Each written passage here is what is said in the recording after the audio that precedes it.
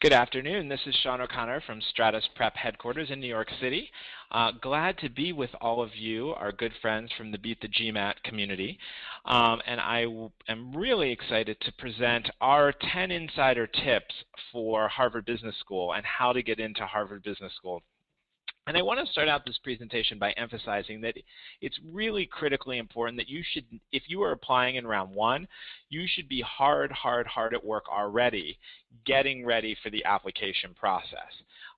We at Stratus Prep are already working with between 75 and 100 applicants who will be applying in round one to HBS.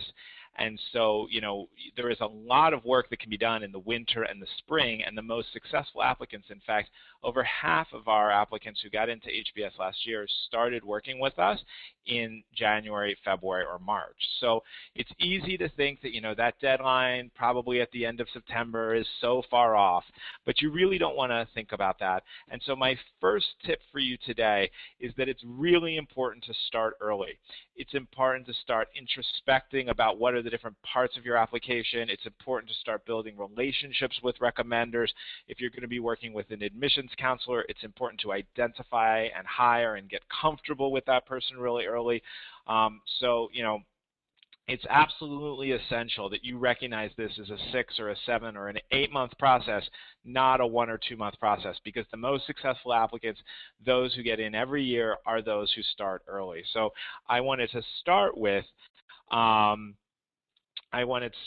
as my first tip. So just a bit about me before we get on with the next 9 tips that I'm going to be sharing with you today. As you may know, I am the founder and president of Stratus Prep. I have my JD and my MBA from Harvard. At Harvard Business School, I was a Baker Scholar, which is the top 5% of the class. I'm also a summa cum laude graduate from Georgetown University. Before starting Stratus Prep in 2006, I worked with a number of leading companies, including McKinsey & Company, Lehman Brothers, and a number of others. And I am the author of a Forbes column called The Launching Pad about education and entrepreneurship in the new economy. So that's a little bit about me. You may have heard about Stratus Prep before. Not only have we been a longtime partner here in the BeatTheGMAT community, but we're also regularly featured in U.S. News, where I also write a column, Forbes, Bloomberg Business Week, Fortune, CNN Money. I just had a column recently published in the Financial Times worldwide about how business schools could do a better job teaching students to network. We've also been in the Wall Street Journal. Okay, so I'm going to divide the tips into 3 different chapters. So first, I'm going to have a couple of tips for you on appealing to the admissions committee. So, you know we need to start early. So what do we need to do in order to appeal to the admissions committee? And then number 2, how do we plan ahead for the admissions process, and what do we do when? And I'm going to have the rest of my tips there.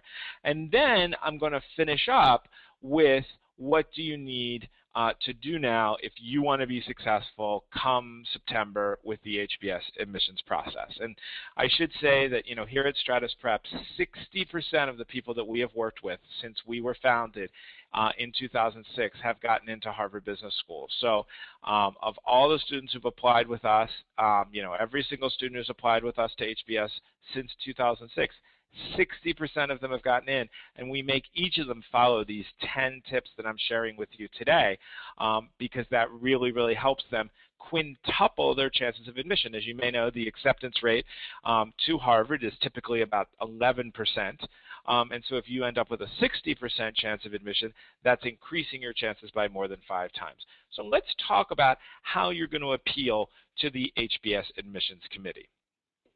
So first, HBS is more than any other business school looking for a unique, a thorough, a complete personal story. They want to understand not just who you are professionally, not just who you are academically, but who you are as a person. They want to know what drives you. What are your career ambitions? Why do you want to go to do what you want to go to do? How are you going to change the world? But they also want to know, how are you different from everyone else?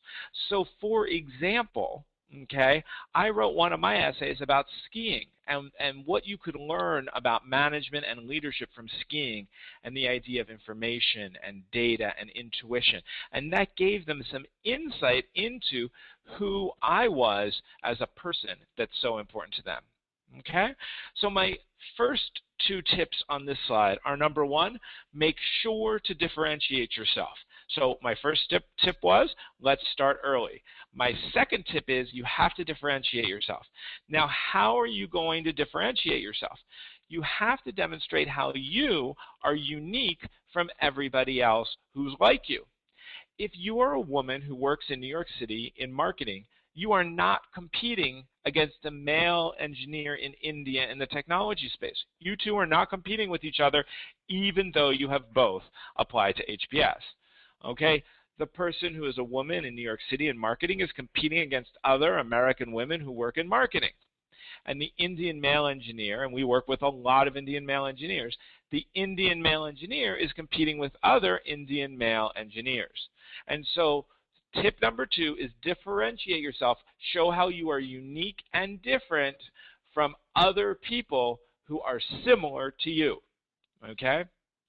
And then tip number three, related to this, is focus on the personal, not just the professional. Okay? Focus on the personal, not just the professional, because you've got to convince them that you have the power, the vision to change the world. Well, people who fundamentally change the world, even through business, like a Steve Jobs, have a personal vision and a personal commitment and a way that they lead their lives. HBS calls it a habit of leadership. Okay, and I was just up at HBS for a dinner with the dean of HBS, Dean Noria, and the president of Harvard University, Drew Faust, and they were talking about, in this new innovative world, how HBS is looking for people who are going to change the world, who are going to be innovators. That's why HBS built this enormous new innovation lab. So you have to focus on the personal as well as the professional to show how through your life you are a leader and an innovator. All right, next, we need a specific and logical reason that you need to get an HBS MBA next year or this upcoming year. Because if you cannot convince them that you have to go to HBS and that you have to go this year, they'll waitlist you, they'll deny you. They will, decide that you don't really need the HBS education, and that is something that you definitely do not want to fall into. So how do you do that? You talk about why you want to go to business school next year. What are the specific skills that you need? And that's going to be different for different people. If you've been in finance, you probably don't need finance skills. You probably need skills in people leadership and marketing. If you've been in marketing or the creative arts, you probably don't need skills in that area. You need more skills in finance and accounting and operations. So really thinking through, what do you need to go get out of business school? Number two, you need to talk about, why do you need to go next year? Why are you at the proper place in your career such that you should go to business school next year? Have you hit a certain ceiling? Is there something that you hope to achieve that you haven't achieved yet, that you can't achieve without an MBA? And then thirdly, you want to think through, why is HBS the ideal school at which to undertake your MBA studies? Okay, so why do you want to go to business school next year? What do you need to gain out of business school? And then why is HBS perfect for you? And I call that, and this is tip number 4, the HBS narrative. You have to have the HBS narrative. You have to show that I need business school, and here's why. I need to go next year, and here's why. And I need to go to HBS, and here's why. Okay, so that is our tip number 4, and don't worry, I'm going to review all of these at the end. That is our tip number 4 for how to get into HBS. All right, now, you also have to have an approach or an appreciation for HBS's unique educational approach.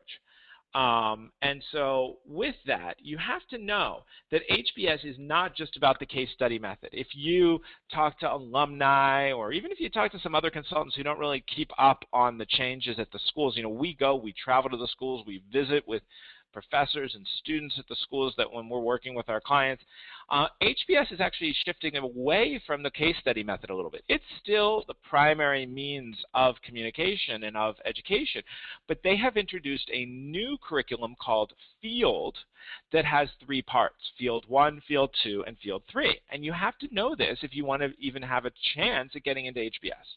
So Field 1 is where they teach you about communications, how to give feedback, how to receive feedback. Field 2, okay, Field 2 is where they send you abroad with a group of colleagues to a country you didn't choose, and you have to go and work within a company for a series of weeks, okay, and make real impact. And then Field 3, again, they divide you into a group of students that you didn't choose, and you have to start a company that makes money in about 2.5 months.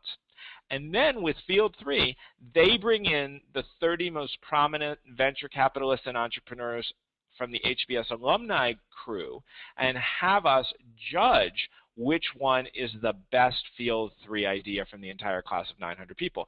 And I have been very fortunate. Last year I was one of the 30 selected to be the judge for the inaugural year of Field 3. And this year I've been invited to return as a judge to again contribute to the development of these exciting business ideas. So HBS has become a lot more practical in recent years. It's not just case studies, it's actual learning by doing, and you have to understand that when you apply. You also have to have an emphasis on leadership, but leadership comes in a lot of different varieties. You can lead up, meaning leading your boss, convincing your boss to do something, leading laterally, which means leading in terms of leading your peers, and then leading down, leading your direct reports. And you want to show that you have examples of each of these. And then finally, you have to have self-awareness. HBS seeks leaders who really understand their own strengths and weaknesses. We all have our own strengths and weaknesses, and it's important that we recognize them, okay, and that we take action to address our weaknesses. So, you know, I was not a natural-born athlete. I love to ski, but I was not a natural-born athlete, and I recognize that. And so I work out, and I have a trainer once a week to help me to make sure that I improve on my weaknesses, and that's the kind of behavior they want to see. So I have 2 tips coming out of here.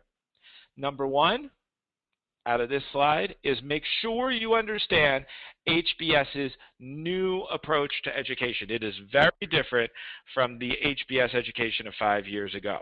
So understand the new approach to HBS education. So overall, this is tip number 5. And then tip number 6, show that you are a self-aware leader. So you have to show that you're a leader, and everybody knows that. And most people spend way too much time showing, I was a leader at this, I was a leader at that, I was the head of this, I was the head of this committee. But they don't show self-awareness. A good leader knows what they're not good at and gets a number 2 who is really good at that to help them. Okay, and that is what they are looking for with leadership, self-aware leadership, not just leadership for the sake of leadership, but self-aware leadership. All right, so now let's talk about planning ahead for the application process. Now, what I've included here are the essays from last year, so we can talk a little bit about them from this year that's just wrapping up. But these essays may change. You may know that these essays were a radical change from the year before. So 2 years ago now, the essays were very, very different. It was tell us 3 things you did well. That was one essay. Then it was tell us 3 things you didn't do well or you could have done better. That was a second essay. Then it was why do you need an MBA at this point in your career, which they then turned this year into a short answer question. And then they had an essay, what question do you wish we asked and how would you have answered it? So it was very different. There were 4 essays. They were very long, and you had to have 3 answers for successes. You had to have 3 answers for things you could do better. You had to defend why an MBA, which you still had to do this year in a short answer question. And then you had to be creative and come up with your own question. And it may return to something like that. HBS tends to vary their questions each year, so we'll just have to see what they do in this upcoming year. The essay questions are usually released in the early summer. But just so you can get a sense of what's going on, I wanted to show you the prompts from this previous year and talk a bit about those. So the first question this year was, tell us something that you did well. And so the key was to tell them about one thing that you really did well. There had to be one thing that you really, really did well. Okay, and so this brings me to my next tip, tip number 7, answer the question. Okay, HBS hates, they abhor when you do not answer their question. If they ask you for something you did well, you need to tell them one thing you did well. People who failed in the admissions process this year tried to tell them 10 things that they did well, thinking it was quantity, not quality, and that was a mistake. But just because you are telling them about one thing that you did well does not mean, okay, that does not mean that you cannot share other experiences.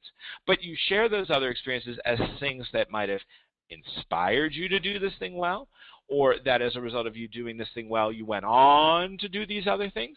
So yes, you have to answer the question. There has to be one thing that you did well, okay? But in answering the questions about what you did well, you also need to refer to other experiences either before or after that are relevant. So before, as I said, focus on a specific trait, not an anecdote. Touch on previous experiences that inspired this example. That's what I was just mentioning. Show how you achieve results, not simply the results that you achieve. And this is my tip number 8. Show, show, show. Okay, and this applies for you, and it also applies for your recommenders. Okay? And so show, show, show. You can't just say, I'm a leader. You have to show how you're a leader. You can't just say, I'm a quantitative problem solver. You have to show how you're a quantitative problem solver. And the recommenders need to do the same thing. They don't need to just say, you are, you know, you don't want to just say, you know, like, this is the most exceptional analyst I ever worked with. They have to say, this is the most exceptional analyst I ever worked with, and here is why. Okay. What should you not do with HBS?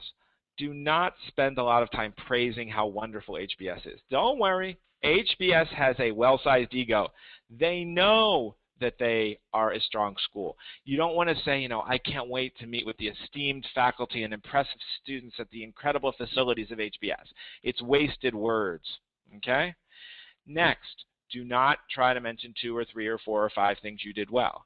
And do not regurgitate your resume. Remember that essays should be supplements to your resume rather than repetitions of your resume. And that is actually my next tip, tip number 9. Essays must complement your resume. Okay, one of the biggest mistakes people make is they take the best thing from their resume and they make that into the subject of their essays, because they're like, well, this is the best thing I ever did and it's on my resume. But then either it shouldn't be on the resume, or if it's going to be on the resume, we need to take a different approach to it in the essays, because the essays should be complementary. As we move on here, I just wanted to remind you to please type in your questions to the question box. The Beat the GMAT crew will be going through your questions, and I've left ample time at the end for a question and answer session. So as questions come up, please go ahead and type them in so that I'm able to answer them, because I'm always excited to answer questions from the Beat the GMAT community. Also make sure that when you ask those questions, try to ask a general question about getting into HBS and the process of getting into HBS, rather than a specific profile like I have a 680 and a 3.2 from the school and what do you think my chances are, because we want to make sure that we have questions that will be useful to the entire community. All right, so this year HBS only had 2 questions, and here was the second question. Tell us something you wish you had done better. Okay, so what should you do? You should recognize that this question is testing your self-awareness. They want to see, can you admit and know when you didn't do something as well as you could have? It also requires you to be honest about the specific actions that you could have taken in order to do something better. Okay? And you have to illustrate how you have applied the lessons that you learned. Okay? Now note, this question is not about failure. It's not tell us something about failure. So this is something that could have been kind of successful, but it needs to be something that you know, didn't go as well as it could have. Even if it wasn't perfect, it didn't go as well as it could have, and therefore, okay, it wasn't perfect. It may not have been a failure, but it's something that could have been better, and what are the steps that you could have taken to make it better? So don't feel like you have to fall on your sword and have a horrible failure. You also don't want to take all the blame, because almost always the blame in these situations, there's plenty to go around, and there were plenty of colleagues and folks that you were working with that impacted this. And don't be afraid to answer the question honestly. They really want to know that you have the self-awareness to admit that there's something that you could have done better, and then to be able to analyze that situation and say how you could have done it better. So I don't have a new tip on this page, but this reminds us, okay, of tip number 6. Demonstrate that you are a self-aware leader, because that is what HBS is looking for. Now, this year at HBS, there were those 2 essays that you had to submit, okay? And then after that, they decided who would be interviewed, and probably about 15% of people get interviews. And then once you got interviewed, okay, they would go ahead and after the interview, they would go ahead and ask you to submit an additional 3rd essay reflecting on your interview within 24 hours. So they wanted to know how you thought the interview went and how well you did. And so, you know, it was important if there was something you didn't get to include to mention that, and also to talk about what, you know, what the strengths of the interview were and what else you think you could have done better. Again, showing this idea of being a self-aware leader who knows their limitations, who knows their strengths, who knows their weaknesses, because you want to be a leader like a Steve Jobs, like a George Washington, like an Abraham Lincoln, not like a Napoleon, who, because his ego was so large, could not recognize his own mistakes and therefore failed ultimately. Okay? They are looking for people who recognize their mistakes, who recognize at every step where they could have done better. They're constantly striving to improve. That is successful leadership. All right. Now, when you sit down to write your essays, okay, and this is going to be my tip number 10, okay, when you sit down to write your essays, don't just start drafting your essays. Don't just say, oh, I think I'm going to write about this, and start writing. No, you need to spend a lot of time, and this is what folks who have already signed up with us here at Stratus Prep are doing. We are spending months being introspective. We are figuring out what are all of the interesting anecdotes from your personal life and your professional life and your academic life that we could potentially use when the questions are released. And we're looking for gaps and holes in your resume and your experience and your background, and we are addressing and fixing and filling in those holes and gaps. So don't just sit down and start writing. First, get introspective. Understand where the holes and gaps in your resume are. Address those holes and gaps. Become introspective. Use somebody like Stratus Prep or another professional admissions consultant that can really give you honest, objective feedback about, no, this is an example that everybody has, or this example is not going to be compelling, or this is what they are looking for. After you do that, you're still not ready, okay, to write your essays.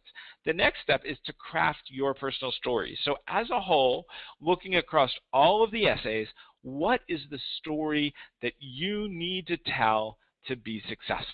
What is the story that you need to tell to be successful, which goes to who you are personally and professionally. It goes to why you need an MBA. It goes to why you need an MBA from HBS. It goes to what is your long-term vision. Then you are ready to outline your essays. Okay? And outlining makes sure that we get all the content right and in the right places before we sit down to write. And then you want to do editing and revising. And do not over-edit your essays. This is one of the biggest mistakes people can make. We at Stratus Prep will edit your essays as many times as you want. If you want them edited 10 times, we'll do it. But we'll tell you it's diminishing your chances of getting in. Because admissions readers can tell when something has been edited 8 or 9 or 10 times. They can tell. It's obvious. It's obvious to everybody. It reads like generic over-edited dribble. Okay?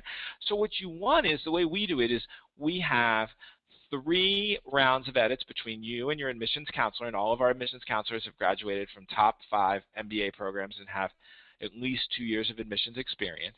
So you will sit down with your counselor, okay, and you will go through 3 rounds of edits. Then we give your essay to a completely objective reader, okay, not even me, because I've been involved in your process and coming up with your story and your strategy and your outlines. A completely objective senior admissions consultant. They tell us what their reaction is.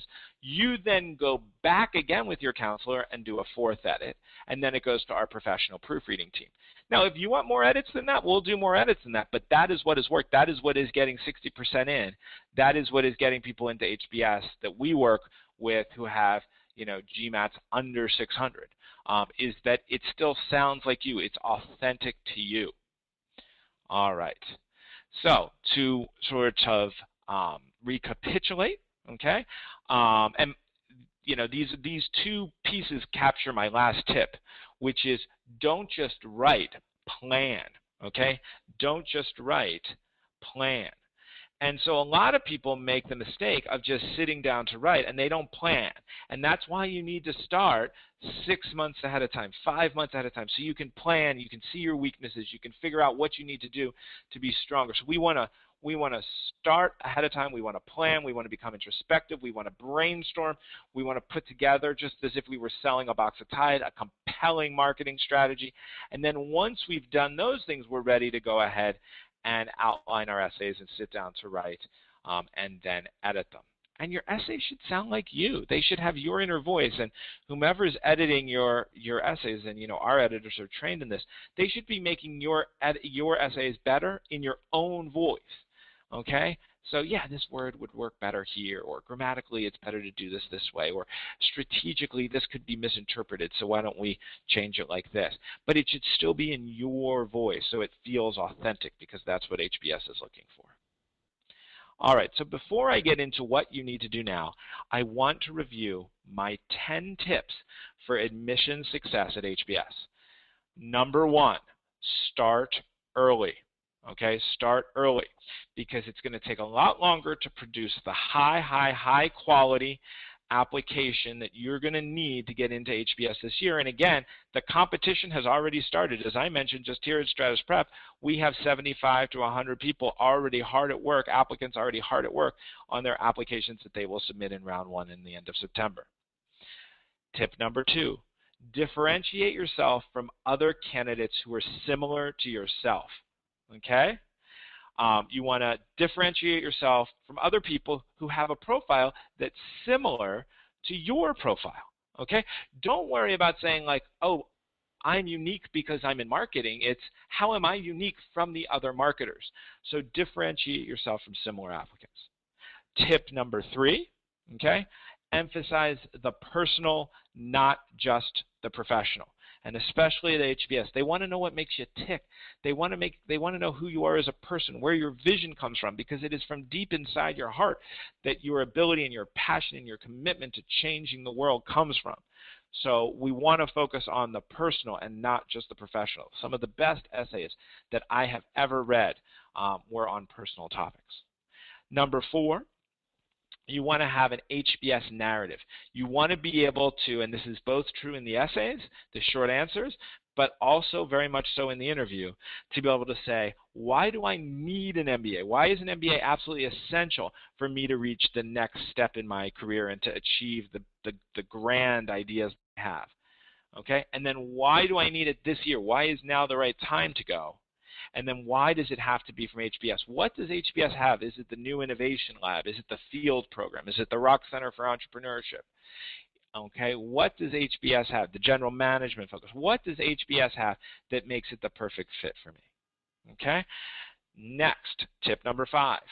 Understand the new approach to HBS education, which involves a lot of international work and a lot of practical applied learning through the field program. You got to know that, because if you don't, you're going to come off in interviews and in the essays as being behind the times if you're just talking about case studies. Okay? Next, you must be a self-aware leader. Okay, so number 6 is it's not just about being a leader. Everybody tells you to get into HBS, you have to be a leader. You have to be a self-aware leader who can admit to things you could have done better, who understands your strengths and your weaknesses, who spikes in certain areas, but when they don't spike, reaches out for help. Number 7, answer the question, please. Okay, so if they ask for one experience, give them one experience. You can show what influenced that experience or what influence that experience had in the future, but please answer the question.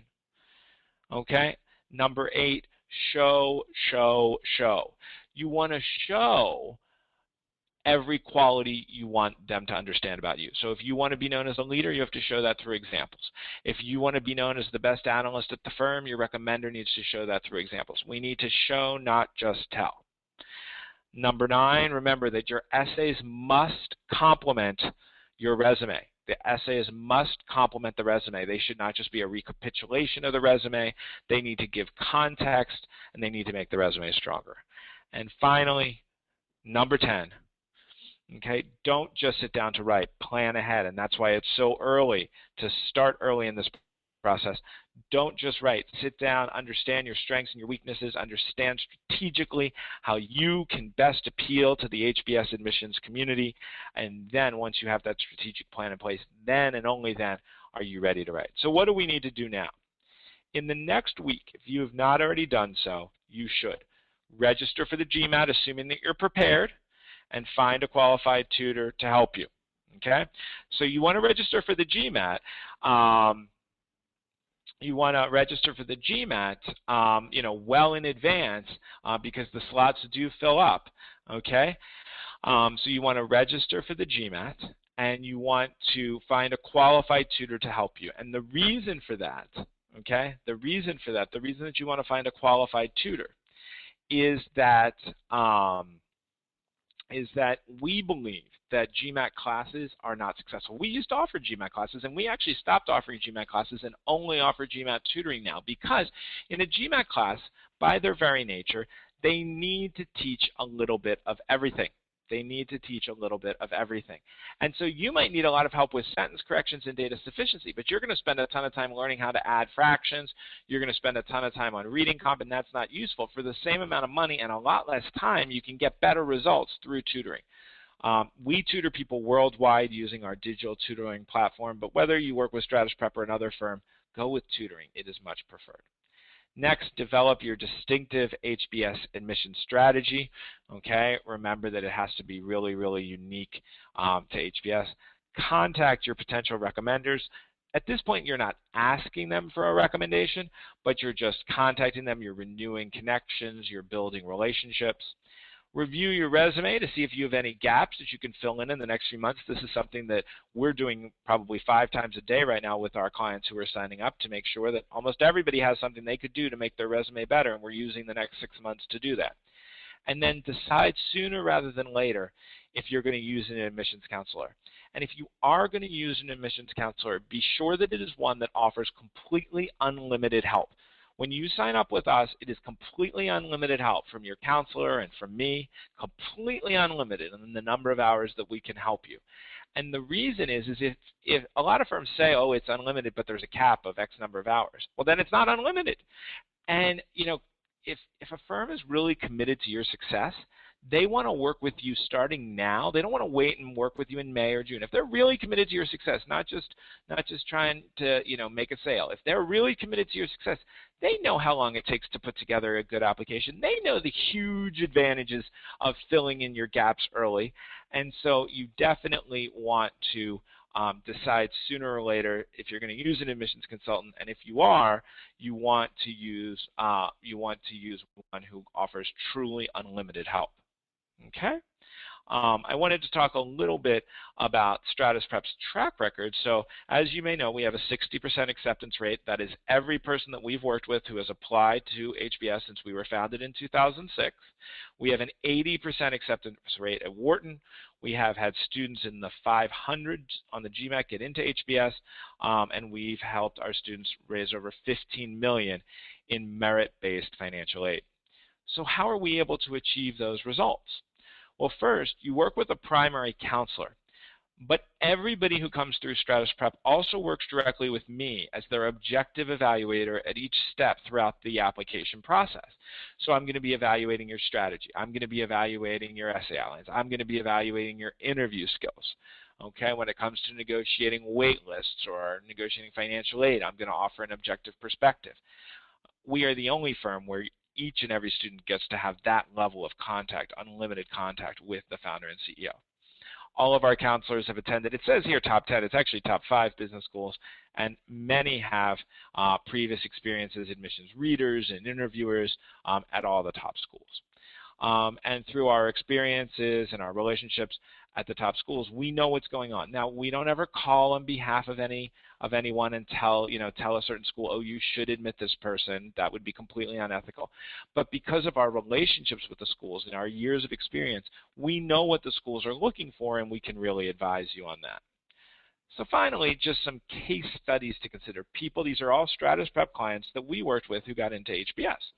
So first, Alex. He was from a small liberal arts school. He had a 3.7, which is about average for HBS, but a very low GMAT, 670. He was a white male in finance, which is obviously a very, very competitive demographic, but one that we actually specialize in. And we worked with him, and he actually got into both Harvard and Columbia and has done very well at HBS. Number two, Victor. Victor was a friend who joined us from India. He had a lower GPA from not one of the top Indian universities, about a 3.0 if you converted it to our system, and he had a 670. He was a former consultant turned entrepreneur. And he had been rejected without an interview before he came to us. We not only helped him get an interview, but we helped him get in. And that was because we told a completely different story, all true, but a completely different story from what he had been telling before. Daniela, Ivy League College, 388, that's very strong. Her issues were more the 680 GMAT and also the fact that she had very little work experience, less than 2 years of work experience. She had been working in social entrepreneurship. She was admitted with our help to Harvard, and it is important to note, Harvard really looks for people with between about 1.5 and about 5 or 6 years of experience. If you have less than 1.5 years of experience or more than 6 years of experience, it's going to be tough, not impossible. It's going to be tough. And then Jennifer, a 3.7 GPA with only a 600 on the GMAT, 3 years of sales and trading experience. She was also admitted to Harvard. So I wanted to go through, in short, just a summary. Recognize that it's going to be difficult to get into HBS this upcoming year. Budget enough time. Start early. Know your target. Okay, write what HBS is really looking for, which is what we've been talking about, and then working with true HBS experts on your application. Now, I'm just going to go wild and crazy here. Okay, folks? I'm going to go wild and crazy. We had planned to offer a 10% discount on our GMAT preparation and admissions counseling as a result of your attending this webinar using discount code BTG10. However, okay, I am going to offer an additional 5% off, okay, for those of you who stuck around till the end of the webinar, that will be good through March 31st. So if you sign up, and you have to be signed up and paid in full by March 31st to get this discount, if you are paid up and sign up in full by March 31st, that's Sunday, okay, we will give you 15% off, an extra 5% off, 15% off your GMAT preparation and or admissions counseling. And the discount code that you can use is discount code BTG, all capitals, 15. BTG 15. Okay? So I've gone a little wild here. I'm going rogue. Okay, 15% discount, but this does expire on March the 31st. Now, if you'd like to talk more about your own situation and how Stratus Prep might be able to help, go ahead and email us at consult@stratusprep.com, consult@stratusprep.com. And if you want to be able to sign up and get that 15% discount, we'll have a consultation with you later today or tomorrow, so you have plenty of time to get that discount that expires on Sunday. Remember, BTG 15, 15% off. Also, contact us for a free consultation by giving us a call, okay? And so you can give us a call at 212-307-1788. Again, that's 212-307-1788. You can mention BTG15 and get 15% off. However, this expires. It's a fixed deadline. We will not be able to extend it for any reason, just so you know, because I'm probably going to get in trouble for having gone rogue here anyway. 15% off BTG15 through the 31st of March only. And that will be 11:59 Eastern Time. All right, so I've got some wonderful questions from the BTG community, so let's get to them. Okay, does HBS weigh any part of the application more heavily than others? GMAT, GPA, resume, essays, interview. Okay, I can answer this question definitively. Number 1, essays. Number 2, recommendations. Number 3, interview. Number 4, GPA. Number 5, resume. And number 6, GMAT. If you couldn't catch all that, let me repeat.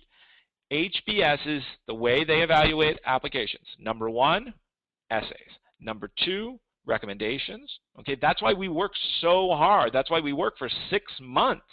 okay, for 6 months to help people have perfect essays and recommendations. Okay, number 3, interview. Number 4, GPA. Number 5, resume. And number 6, the GMAT exam. Okay. All right. Can you give examples of tip number 8? Show, show, show is tip number 8 if you forgot. We have to show, show, show. But does it mean we have to explain in a quantitative way, or that we have to narrate as detailed as we can? Okay. There's different ways to show, but whether you're doing it with narration or quantitative is great to show the impact, that you actually had impact, but doing it quantitatively doesn't show how you were a leader, how you were a self-aware leader, how you achieved what you went on to achieve. So it cannot be quantitative alone, okay? It cannot be quantitative alone. It has to be both quantitative and qualitative, or just qualitative. You have to show the step-by-steps that you took, and you'll want to say this, your recommenders will want to say this, that you took in order to achieve the results that you've achieved. One other thing I forgot to mention when I was going over the discounts is that I do each year personally serve as the primary admissions counselor for 5 students per round, okay, where I am your primary admissions counselor. We had been sold out. My 5 slots had sold out. However, we had one person just today, or actually yesterday evening, who moved from round 1 to round 2 for some personal reasons. So if you're interested in having me be, it's at a different price point, and we can talk about that during a consultation. But if you're interested in having me be your personal counselor, not just your objective evaluator, which I do for every single person here at Stratus Prep, but some people like even more contact and input from me, if you would like that as an option, we will honor the 15%, even though I never give discounts. We will honor the 15%, but there is only one spot left. So we will do that on a first-come, first-served basis.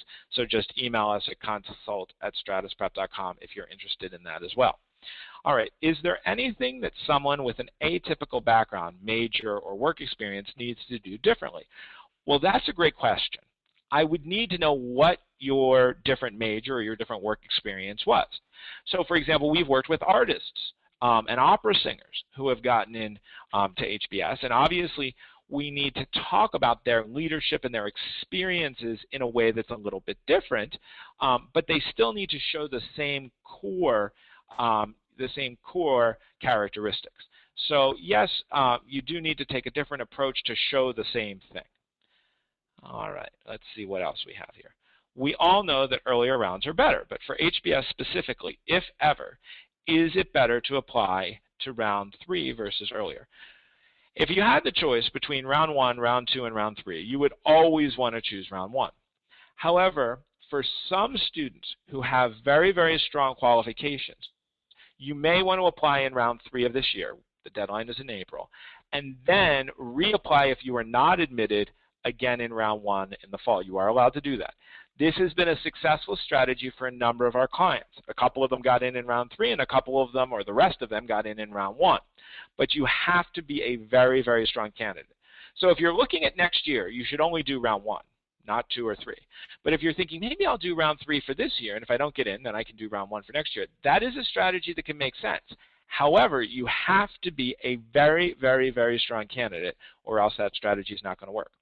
And don't make this other mistake. Sometimes people come to us and they have already applied to HBS and they want our help, and of course we help them. But if you submitted a really poor application on your own this year in round 3, they're going to know you got a huge amount of help when you submit a much better application in round 1. So if you're going to do the strategy of apply in round 3, see if you get in, and if not, apply in round 1, hire us for both of those rounds and we'll work with you on both of those rounds, because if you don't, they're going to be able to notice the difference in your application materials. The next question was, does Stratus Prep work with applicants outside of the U.S.? Absolutely. About 40% of the applicants that Stratus Prep works with are outside of the U.S. So we have huge number of applicants from India, China, Turkey, Brazil. We also have a lot of clients from all of the European countries, so the UK, Spain, France, Germany. We've had a number of clients from Australia. We have clients from throughout Africa, South Africa, Nigeria, the Middle East, United Arab Emirates, Kuwait. In any given year, we're usually working with clients in about 40 or more countries around the world in addition to the U.S. Of course, lots of people in Canada and Mexico too. So yes, we absolutely work with folks, and there is actually an equal to or higher success rate with our international clients. All right, so the next question was, does HBS care where you take supplemental transcript classes like a local community college or UC Berkeley online extension? So no, it does not matter at all. Before I applied to HBS, I took supplemental classes because I had never had any accounting or statistics. I was a politics major in college, and so I took at Harrisburg Community College in Harrisburg, Pennsylvania. I took statistics and accounting and easily got A's in both of them, and that was sufficient. So, if you want to know the best schools, it's usually, if you want to take your supplemental courses at the very best schools, it would probably be either UCLA Extension or UC Berkeley Extension, but you don't need to do that. You can just take them live at your local community college. I'm also happy to announce we're going to stay with you for an extra 5 minutes because of the delayed start. So we will stay with you until 2:05 Eastern. So keep those questions coming because I want to make sure that we do get as many questions as we can answered. And we did obviously have a bit of a delayed start this afternoon. All right, next question. If a student already has an MBA, what are the chances of getting into HBS? Well, it depends where that MBA is from. So if you have an MBA from Stanford, you're not going to get in for an MBA from Harvard, okay? But if you have an MBA that was very technically focused, this especially happens a lot in India. So if you have an Indian MBA, Harvard will still consider you for a regular MBA. If you have a more technically focused MBA, for example, we had somebody who had an MBA from a pretty low-ranked state school in the Pacific Northwest, and it was focused on a very technical sort of technology and business, and HBS was willing to consider him. So if you have, another top-tier MBA, they're not going to consider you. But if you have an MBA either from a foreign country or that had a specific technical focus that is different, then they will consider you. Okay. Can you give some examples of the personal aspect that you mentioned in tip 3? Sure. So you want to show what inspires you, right? So if you want to work in the education industry, did you struggle educationally when you were a child? Or maybe a sibling struggled and you watched that sibling struggle and that has inspired you to want to work in the education industry. Or maybe you're passionate about technology. Well, why are you passionate about technology? Has it in some way really fundamentally changed your life? Maybe, you're living in the U.S., but your family lives in, Ghana, and Skype has allowed you to stay in touch. It can also be about, certain experiences, like maybe your parents were divorced and that has affected how you lead people and how you try to focus on collaboration. So there can be all different ways, and that's sort of what our job is to help you figure that out. To figure out which of those personal experiences would be most relevant to your HBS application and most compelling. So here is a great question. How important is the GMAT score? The GMAT score at HBS is not as important as you would think. As I mentioned earlier, we had a woman in the 500s who was admitted to HBS 2 years ago. This year we had numerous white males in finance, which is probably the hardest demographic right now because everybody thinks that the excitement is in technology, that the excitement is in entrepreneurship. And so being from the majority group as a male, when males make up 65 or 70% of the class, being a white male in finance is honestly challenging when you're applying to business school. We had numerous white males in finance who were admitted to HBS with GMATs between 650 and 700. So most people think, oh, I need to get a 740 and then I'll get in. You could get a 740 and definitely not get in. Many people have come into my office and said, I don't understand. I applied last year on my own. I had a 3.9 and a 790. Why didn't I get in? And I say, let me see your essays. Let me, what do you know about your recommendations? And it's clear that that's what doomed them. Whereas other folks who did the best they could on the GMAT, got 670, 660, 680, 690, can get in because remember the GMAT was number 6 on my list of importance. Much more important is the essay, the interview, the recommendation, the resume, the GPA. They do care more about GPA. They'd like to see a GPA ideally in the 3.7 range, though 5.35, 3.6 may work as well. Okay, does age matter? Another good question. God, you guys are hitting on all of the key points today. You know, the Beat the GMAT community is so intelligent about these issues. I love doing these seminars. So age does matter. HBS tends to be one of the schools that sort of focuses on a younger demographic. So they're looking for people between, say, you know, 2 years out of school, like 24 years old, to maybe 4 to 6 years out of school, so maybe 28, 29 years old. If you have more than 6 years of work experience, or if you're over 30, it is going to be difficult for you to be admitted. Not impossible, okay? We've worked with people in those groups, but it's going to be harder, and you have to know that it's going to be harder, okay? And that's fine, but you just got to know that, and you got to accept that it's going to be a little bit tougher. So that's sort of how age plays out. If you think you're too young, you're probably not, and you should apply. If you think that you're too old, you're probably not, but we probably need to do some things strategically to try to maximize your chances of admission. Okay, next I have a question. Can you please cover some tips on how to overcome a relatively low GPA? So this is a hard question for me to answer because first I would need to understand why the GPA is low, right? And because my strategies would be different, and this is why we spend so much time trying to get to know you when you're a client of ours. If your GPA is low because of a family situation or a financial situation that was going on, then we need to go through that family situation or financial situation, and we need to address it in the optional essay area. If it was lower because you didn't take things as seriously as you should have, then we're going to have a different approach.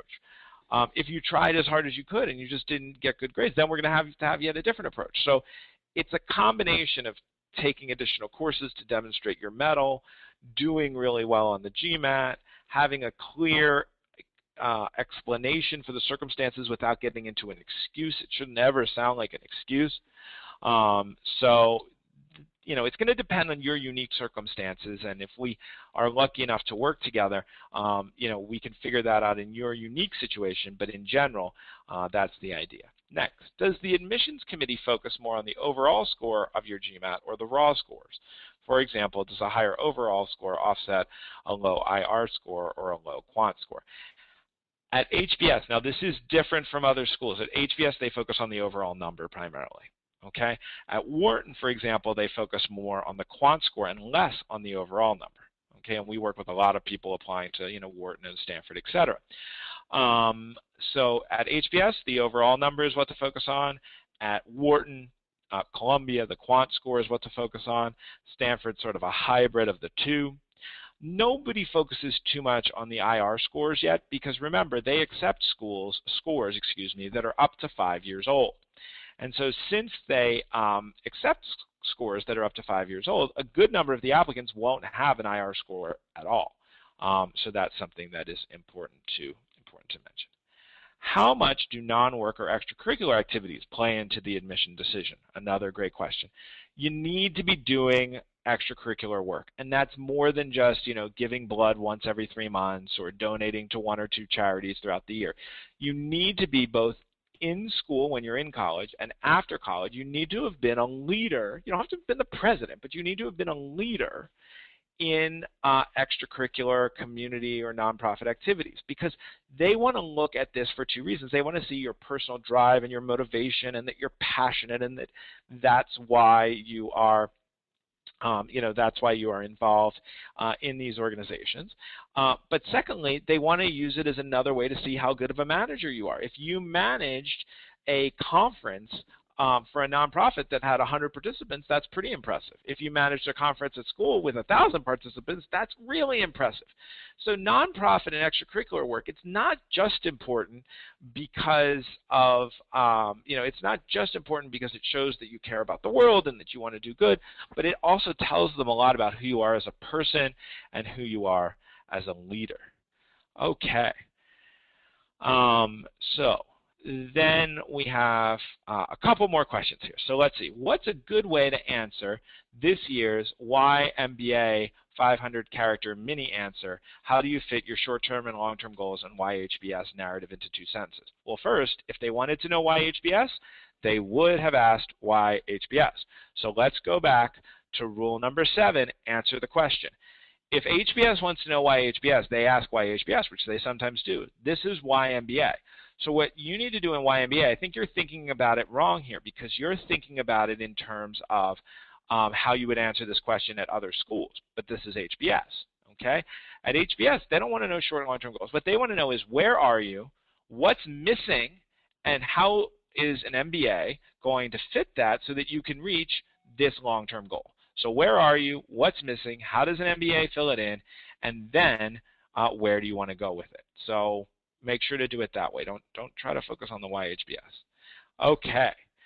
Next, can you please guide us on the 2+2 program? Yes. So the 2+2 program is for high school seniors. Okay, and you apply at the beginning of your high school senior year. Actually, ideally you apply the summer before.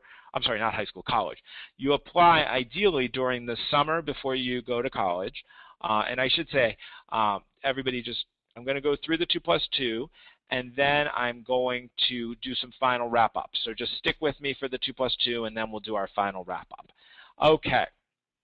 So with the 2+2, you have to be very competitive. You have to show leadership in college. You have to have strong academic performance. But the way you apply is a little bit different. And so the mechanics of how you apply are a little bit different. You want to submit that application in June of the June before you begin your senior year. So if you're looking to do it and you're a junior right now, you need to be calling us right away so we can get to work. It's a unique program. You basically apply while you're in college. You then go and work for 2 years, and then you come back to HBS, and you are guaranteed a slot, and you go to HBS for 2 years. So it's 2 years of work and then 2 years of HBS. So just to wrap up, I wanted to say what a pleasure it's been to be with so many members of the Beat the GMAT community today, and how wonderful and thoughtful and insightful all of your questions were. I also wanted to remind you that despite what the slide says, I've gone wild today.